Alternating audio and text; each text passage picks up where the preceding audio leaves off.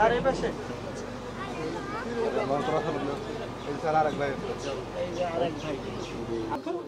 বিদ্যার পিতা মাতাকে মাফ করে দাও।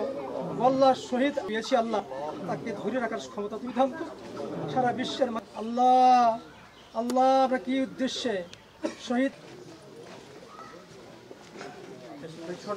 চলে এসো।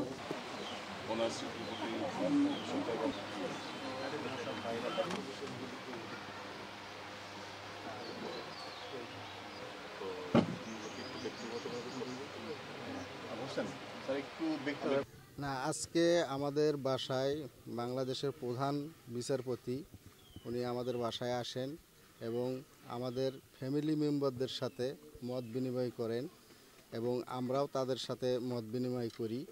তাতে আমরা হঠাৎ করে আবু সাঈদ হত্যা মামলা নিয়ে আমরা তার সাথে কথা বলি। কথার প্রেক্ষাপটে আমরা বুঝতে পারলাম যে ওনার যে কথার ধারাভাষ্য তাতে বিচার পরীক্ষা চলমান আছে এবং সেটা যথাযথ থাকবে এবং সুদৃষ্টিতেই এই বিচারের কাজ চলমান আছে।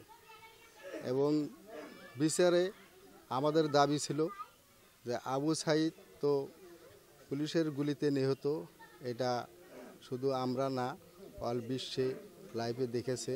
তাই আসলে যে পুলিশের যে ধরা ছোঁয়ার বাহিরে আছে এইটা নিয়ে তার সাথে কথা বলছি।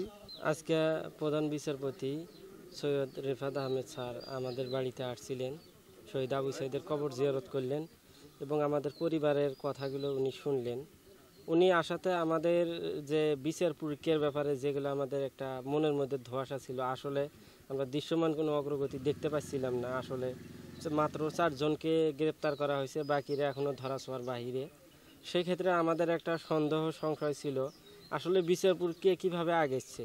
তো এখন দেশের আদালতে বিচার ব্যবস্থা সর্বোচ্চ জায়গা যেটা প্রধান বিচারপতি স্যার উনি আসছিলেন, আমাদের কথাগুলো বললাম যে স্যার আমাদের তো দৃষ্টিতে দৃশ্যমান আমরা কোনো অগ্রগতি দেখতে পাচ্ছি না। স্যারে বলল যে না, আসলে এই বিচার প্রক্রিয়াটা যেভাবে আগে দরকার অফিসিয়ালভাবে ওইভাবে আগেছে মনে হচ্ছে, আপনাদের আসলে আগেছে না।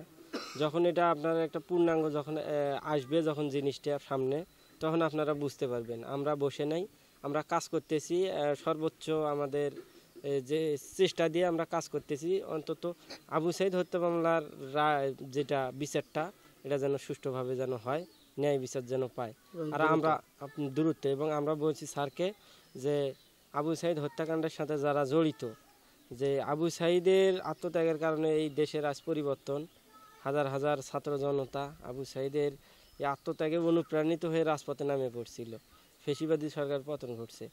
আমরা ফ্যামিলির পক্ষ থেকে প্রত্যাশা করি এই অন্তর্বর্তীকালীন সরকার থাকা অবস্থায় আমরা আবু সাঈদ হত্যার সাথে যারা প্রত্যক্ষ এবং পরোক্ষভাবে জড়িত তাদের দৃষ্টান্তমূলক শাস্তি আমরা দেখতে পাবো।